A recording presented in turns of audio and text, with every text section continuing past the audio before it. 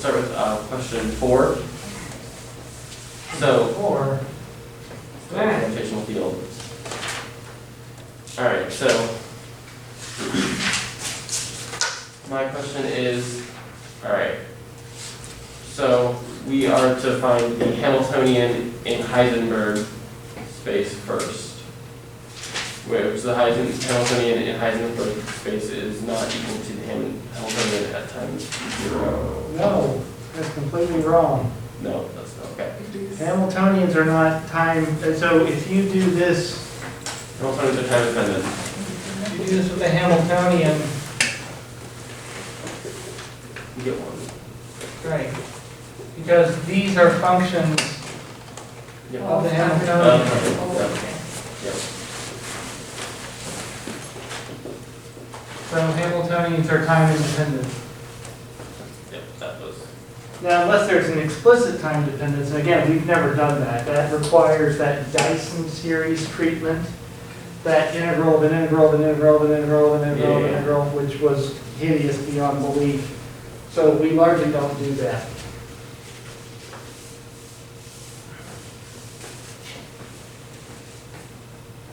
Now, I did a little trick in class, wiping out a time-dependent momentum term by not invoking that principle. But again, it's a little smoke and mirrors. It was correct what I did, but there's a little smoke and mirrors aspect to it. Anyway, you might be channeling some of that.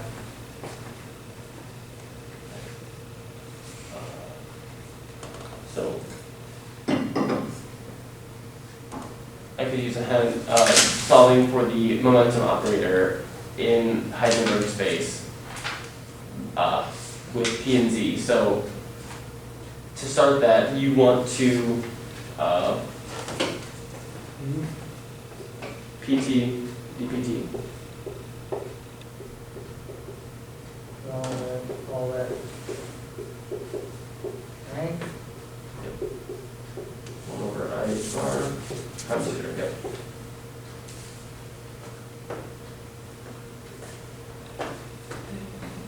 Then do you want to apply the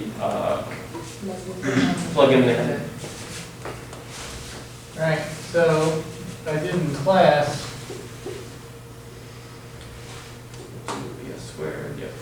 Well, yeah. Here you can. Here, why don't we make it time dependent? Why not? Is it plus or minus? Plus mg. Oh yeah. It makes sense. The higher up you are, the higher potential energy you have. That would be positive. Right. So now it turns. Of course, Z is an operator. Now, of course, Z isn't changing. Well, sorry. I can do that. So this is a bit of a dick move. I'm saying that the Hamiltonian, I'm going to make it time dependent. Well, sorry, there's 2 approaches. All right, now this is one. This is what I did in class. And then I can wipe that out.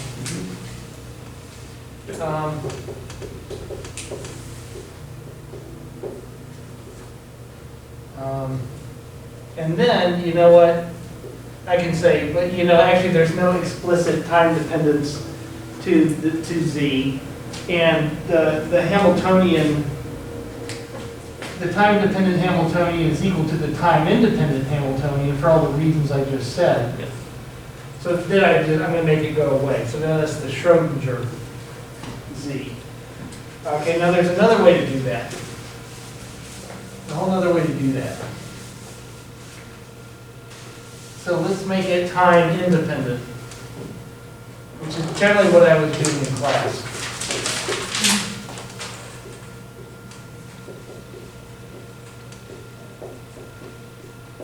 All right, let's do that. I think what you can do, I think if you do this,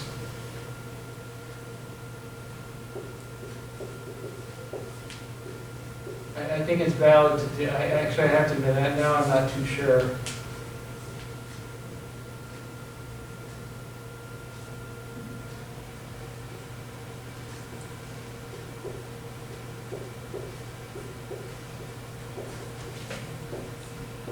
I may have said something I couldn't. Anyway, so you can factor, I think you may be able to factor the time involving operators, and either gets you to the same place.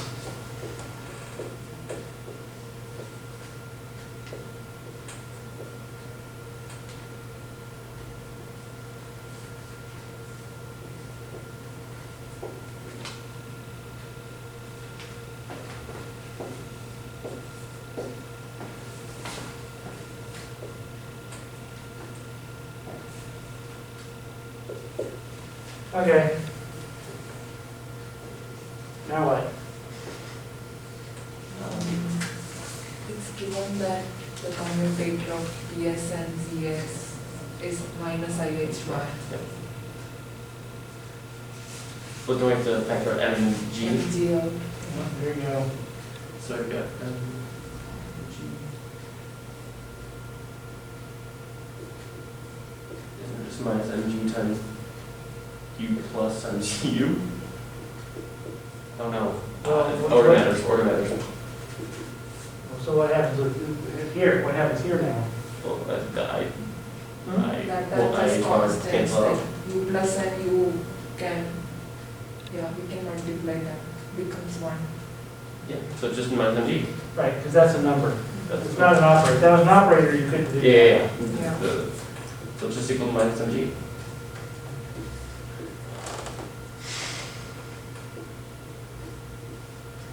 Then you gotta deal with that.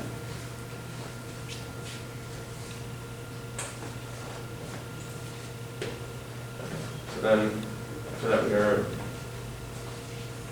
on that, and then upgrade the 18. Not solve for Z, you're not solve for the Z operator. Z operator, shouldn't that just be Z? What? Alright, now solve for the Z operator. Well, what's this? That That minus is MG equals, P of t is equal to P of 0 minus mg of t, mg times t.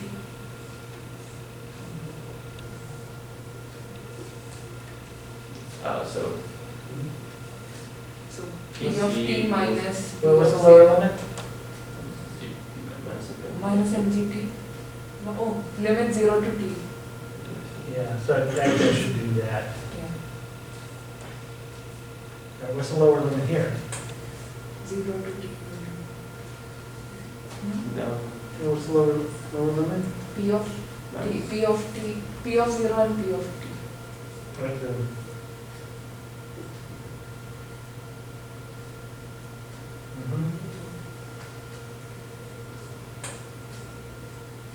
What you're looking for.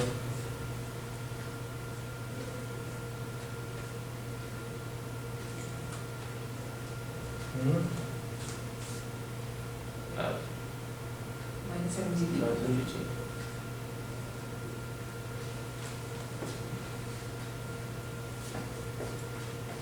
Yeah.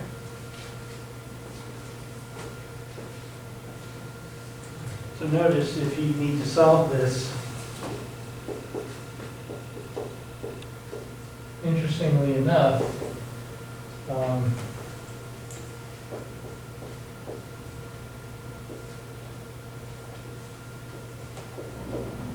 where this is incredibly easy because that's just a constant, and this is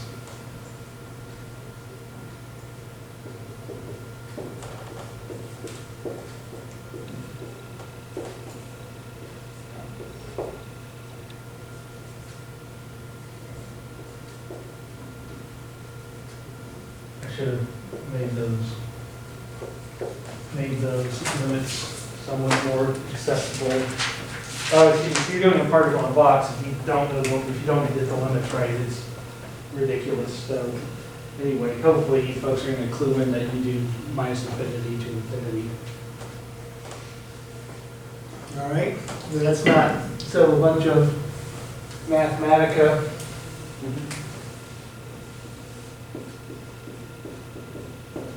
What are you going to do with that? Square the operator. No, not square this bastard. ends up not being that bad. Because this isn't an operator, so this ends up being relatively easy. Guess what's gonna happen when you do Z? Actually, you don't. So remember you were doing this, but if you look at this, I give it to you because Yeah. that's like 2 or 3 pages of appendix. Mhm. It was so hideous, I didn't see the point in having you guys do it. There's just no way you wouldn't have an algebra mistake before the end, and it would blow everything. So I just did that one for you. But it's a guide, right?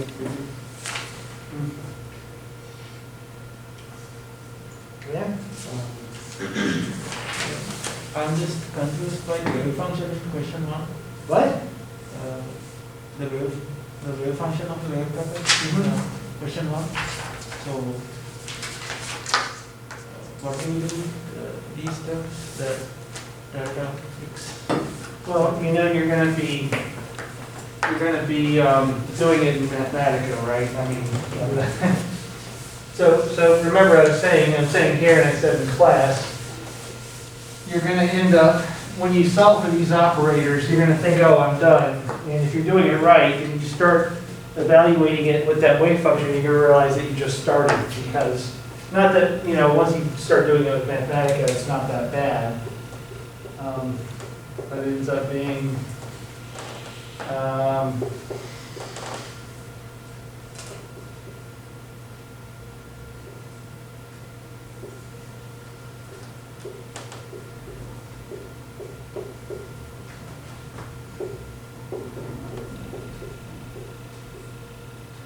don't know, something.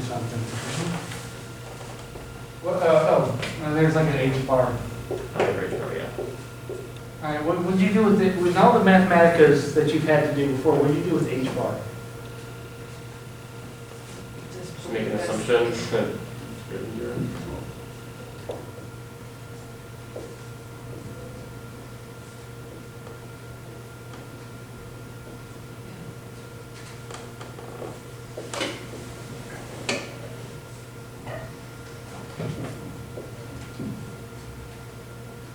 I.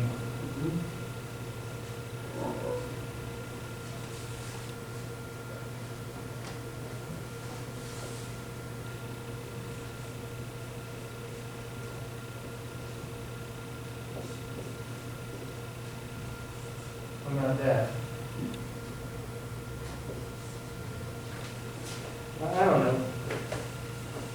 What, I mean, you just said H bar is H bar, right? Well, that's just del x s cubed. I don't know. So you can just name them as, Yeah, Well, I mean, just like you did every other time you had something that, wasn't X or whatever. it wasn't a function, it's a variable. The only thing that can be a variable is x. Everything else has to be some defined constant. Yeah, I didn't spell it out as 0.1 nanometer squared or something, but. That's, I think my biggest problem was when I see delta X yeah. squared, I'm always like, oh, that must be something you use from X to apply that. Well, So my now- brain was now running in a this- circle.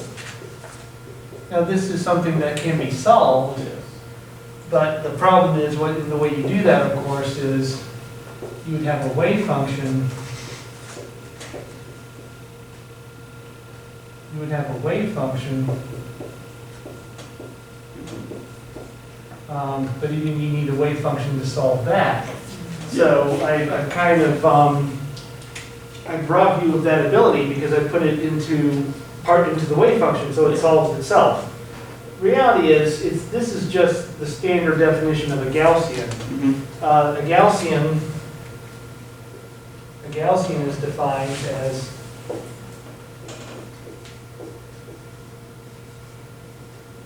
or sigma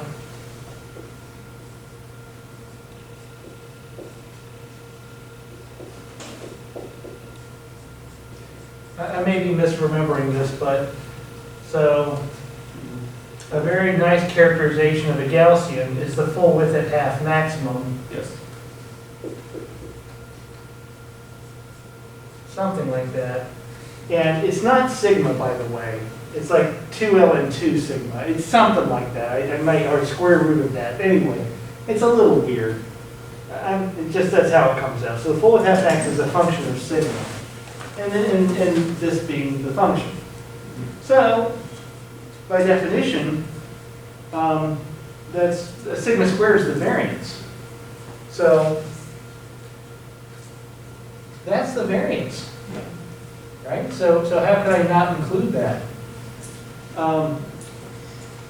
This is the variance. Now, I have a question that might be silly. When we are doing the expectation values for all of the potentials, when we're applying them, you know, psi star times psi inside the integral, would it be best to square the entire first, like, not the first term, but basically the constants out of it? So in the wave packet function, we've got 1 over 2 times pi times the variance, all of that to the 1/4 power. I Would mean, it be best to take that to the square root, like first half power? no, I mean, I would say that you'd want to define your function with the constants in it. Okay. Again, this is just kind of a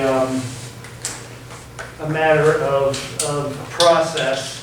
No matter how you do the process, you should get to the answer, but if you want an efficient process, so it's the normalization, right? Okay. Define it with the normalization, and then you want to do,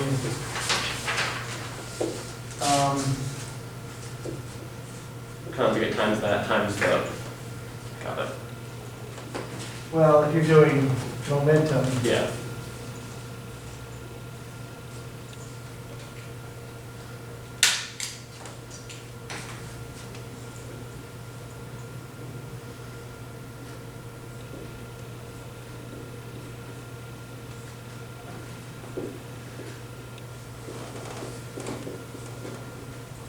anyway, there you go.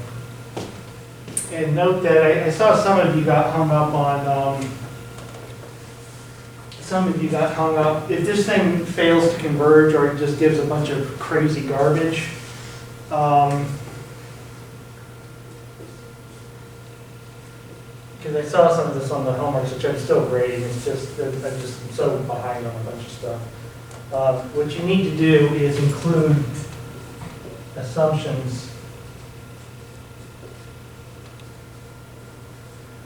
I mean, you've all done this, Larger than 0, yeah.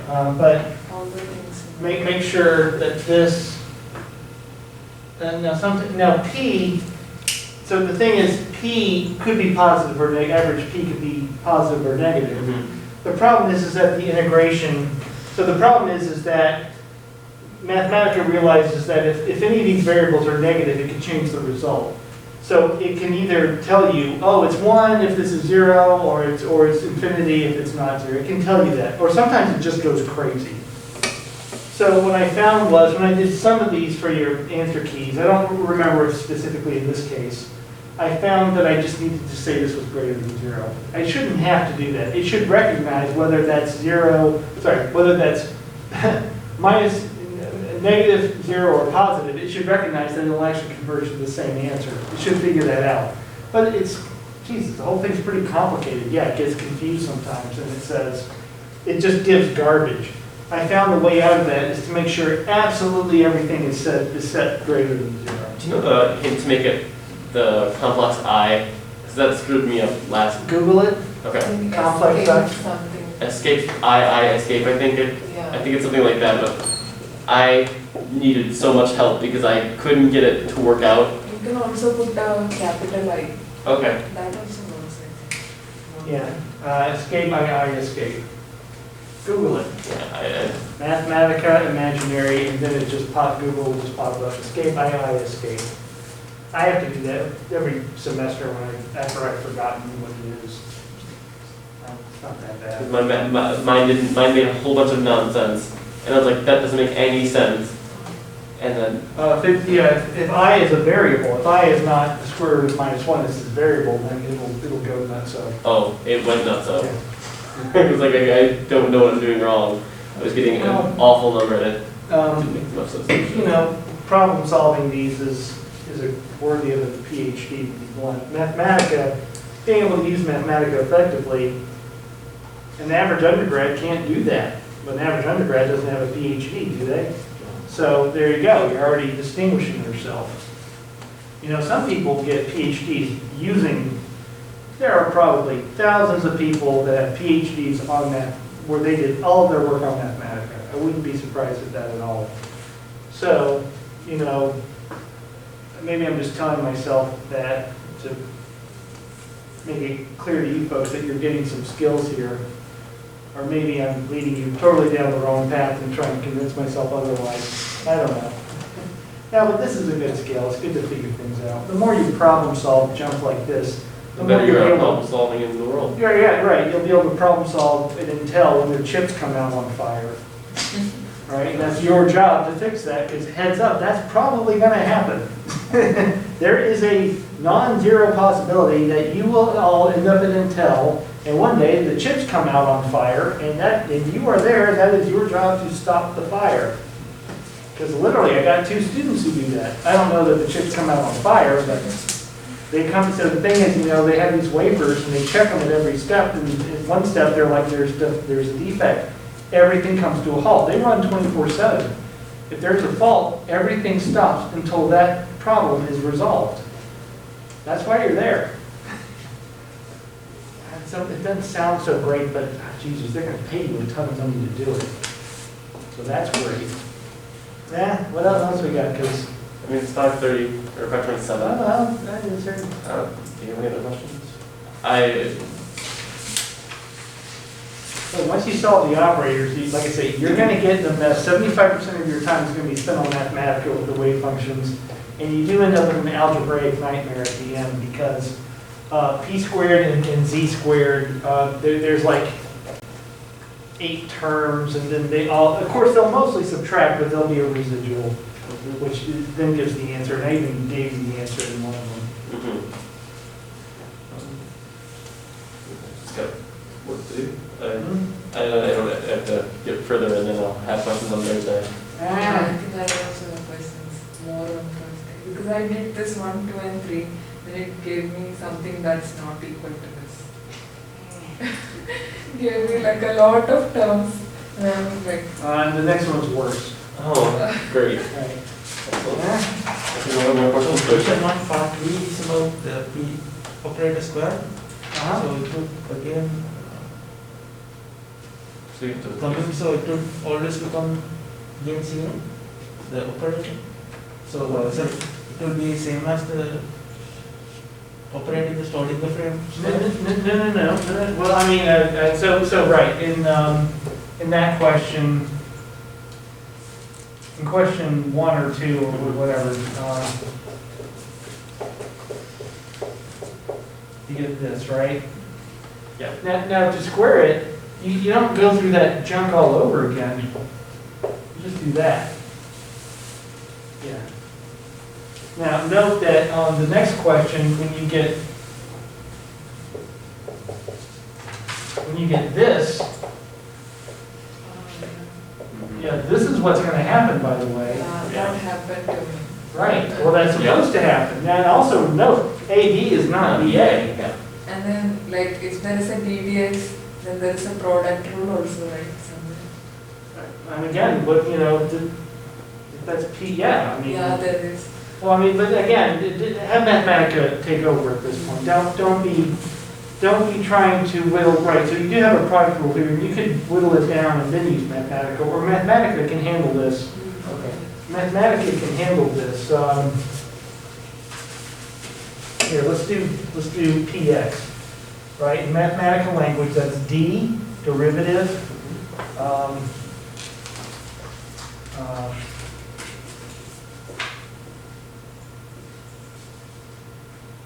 I, H bar, times X,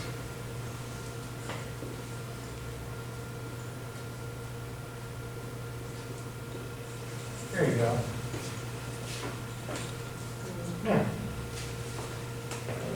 derivative x f of x. Yeah, it can handle this, just, I mean, I know that, you know, the slightest thing wrong in Kabamo, Yeah.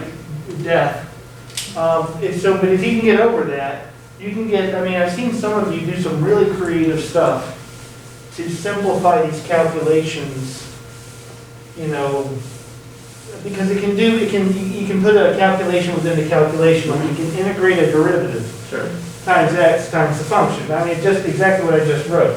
No. You can do that, so. I think my biggest problem is I try to make it simpler out in the real world and then not on Mathematica. Right. And that's when it screws up somewhere. I know, because I used to do that too, and you're actually making it worse, not Yes. better. Yeah. Yeah.